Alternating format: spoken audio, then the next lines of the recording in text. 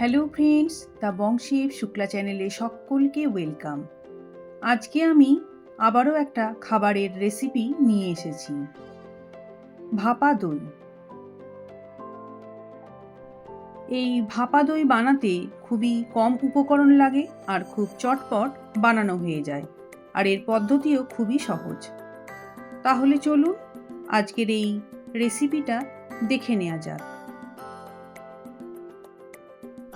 প্রথমে একটা বাটির ওপর আমি একটা স্টেইনার বসিয়ে নিয়েছি। এরপর একটা পাতলা সুতির কাপড় দিয়ে দিলাম। নিয়ে নিচ্ছি 1 গ্লাস টক দই। এই টক দইটাকে পুরোটা আমি ঢেলে দিচ্ছি। এবার এই টক দইটা থেকে যতটা পারবো আমি জলটাকে ঝরিয়ে নেব, তাই কাপড়টাকে ফোল্ড করে একটু প্রেস করে নিচ্ছি হালকাভাবে। এরপর একটা ভারী জিনিস চাপিয়ে দিচ্ছি। এইভাবে আমি রেখে দেব 3 ঘন্টার মতন। পুরো টক দইটা থেকে আমি জলটাকে ভালোভাবে ঝরিয়ে নেব। 3 ঘন্টা পর ফিরে আসছি। এরপর আমরা দেখে নেব যে টক দই থেকে কতটা জল ঝরেছে। দেখুন কতটা পরিমাণে জল ঝরে গেছে। এই জলটাকে আমি এবার ফেলে দেব। এরপরেই কাপড় থেকে আমি টক দইটাকে বার করে নিচ্ছি।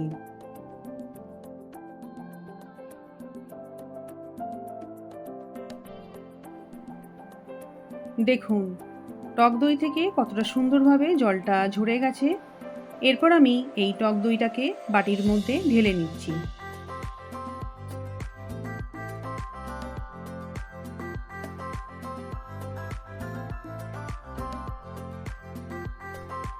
এরপর এই টক দইটাকে একটা হ্যান্ড ব্লেন্ডারের সাহায্যে খুব ভালোভাবে ব্লেন্ড করে নেব।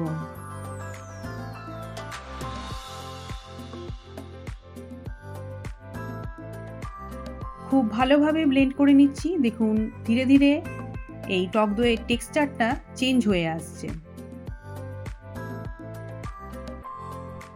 দেখুন একেবারে ক্রিমের মতন হয়ে গেছে। এরপর দিয়ে দিচ্ছি বেশ খানিকটা কনডেন্স মিল্ক। যে গ্লাসের মাপে টক দই নিয়েছিলাম সেই গ্লাসের মাপেই হাফ গ্লাসের মতন আমি কনডেন্স মিল্ক ঢেলে দিচ্ছি।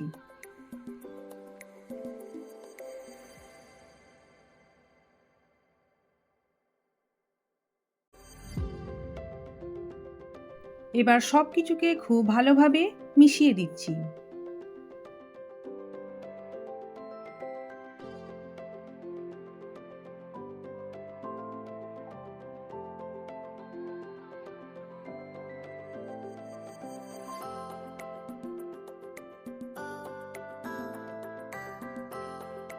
খুব ভালোভাবে মিশে গেছে। দেখুন এর টেক্সচারটা কতটা স্মুথ হয়ে গেছে।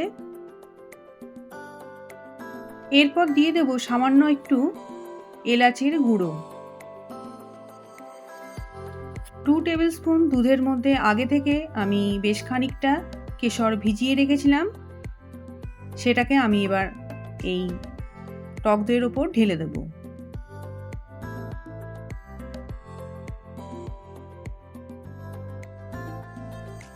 এরপর আবারও একটু ভালোভাবে ব্লেন্ড করে নিচ্ছি যাতে সব কিছু ভালোভাবে মিশে যায়।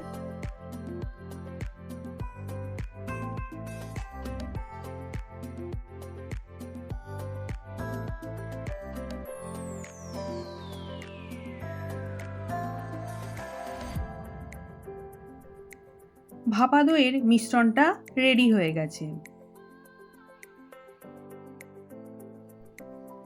এরপর একটা স্টিলের বাটি নিয়ে নিচ্ছি। এই বাটিটাতেই আমি দইটাকে ভাপিয়ে নেব। তো তার আগে একটু বাটার লাগিয়ে দিচ্ছি।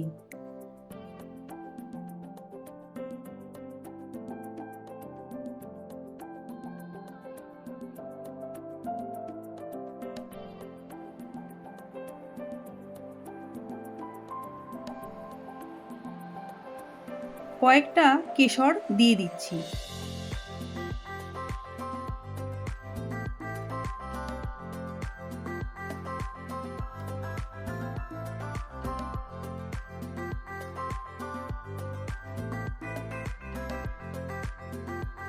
এরপর ভাপা দইয়ের ব্যাটারটা আরও একবার ভালোভাবে ব্লেন্ড করে নিচ্ছি।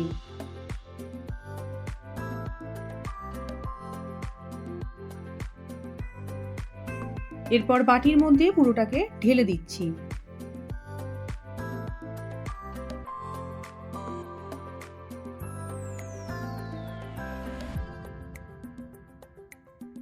এরপর বাটিটা একটু হালকা করে ট্যাপ করে নিচ্ছি। এরপর অ্যালুমিনিয়ামের ফয়েল দিয়ে ভালোভাবে ঢেকে দিচ্ছি।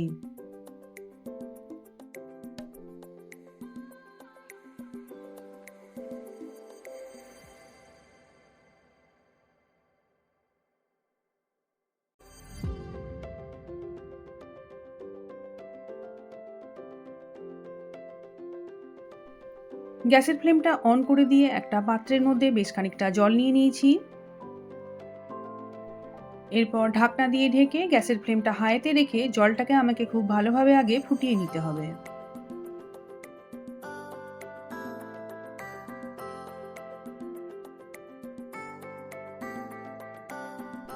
জলটা খুব ভালোভাবে ফুটতে শুরু করে দিয়েছে। এরপর আমি ঢাকনাটা খুলে নিলাম আর এইরকম একটা ছিদ্রযুক্ত পাত্র বসিয়ে নিলাম।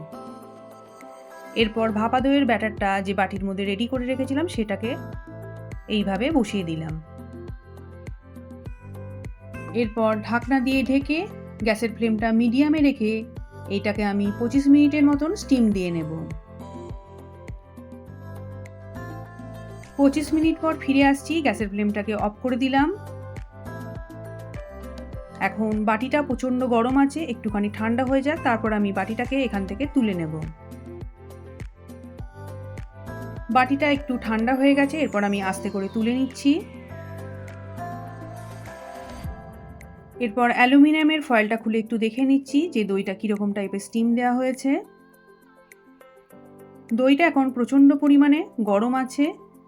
আগে এই ভাপা দইটাকে খুব ভালোভাবে ঠান্ডা করে নেব, তারপর আমি এটাকে ফ্রিজের মধ্যে নর্মাল টেম্পারেচারে মিনিমাম 1 ঘন্টার মতন রেখে দেব। তারপর আমি এটাকে সার্ভ করে দেব। ভাপা দইটাকে আমি ফ্রিজ থেকে বার করে নিলাম। এরপর ঢাকনাটা খুলে নিচ্ছি। এরপর এটাকে আমি ডিমোল্ড করব, তো তার জন্য একটা ছুরির সাহায্যে এই সাইড থেকে একটু করে ছাড়িয়ে দিচ্ছি। এই ভিডিওটা ভালো লেগে থাকলে আপনারা অবশ্যই একটা লাইক দিয়ে দেবেন, কমেন্ট করবেন আর শেয়ার করে দেবেন। আর আমার চ্যানেলে নতুন বন্ধুরা চ্যানেলটাকে সাবস্ক্রাইব করে পাশে থাকা বেল আইকনটাকে প্রেস করে দেবেন। এরপর একটা প্লেট নিয়ে নিয়েছি। এরপর বাটিটাকে উপর করে দিয়ে একটু ওপর থেকে ট্যাপ করে দিচ্ছি। দেখুন রেডি হয়ে গেছে ভাপা দই। এরপর আমি একটু গার্নিশ করে দিচ্ছি। কিছু বাদাম কেটে রেখেছিলাম, আমন্ড আর কাজু, সেইগুলোকে আমি সুন্দর করে সাজিয়ে দিচ্ছি। রেডি হয়ে গেছে মিষ্টি ভাপা দই। দেখুন ভাপা দইটা দেখতে যতটা সুন্দর হয়েছে আর খেতে ততটাই সুস্বাদু হয়েছে। এরপর আমি একটু কেটে দেখিয়ে দিচ্ছি।